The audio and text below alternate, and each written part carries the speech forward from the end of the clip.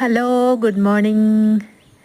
അപ്പോൾ ഇന്ന് ഞാൻ പറയാൻ വിചാരിക്കുന്നത് നമ്മുടെ ഈ പ്രധാന കഥാപാത്രത്തെക്കുറിച്ചല്ല കേട്ടോ.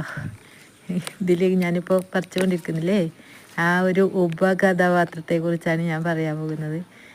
എന്തൊരു ചെടി നട്ടാലും മണ്ണ് വാരി നിറച്ചാലും അതിലൊക്കെ ഈ മുളച്ച് വന്ന് നല്ല ഉഷാറോടെ കരുത്തോടെ ഈ ചെടി വളരുന്നുണ്ട്. ഈ ചെടി എന്ന് പറയുമ്പോൾ നിങ്ങൾക്ക് അറിയാവുന്ന എന്താണെന്ന് കാണുമ്പോൾ അറിയാം എന്താണെന്ന്.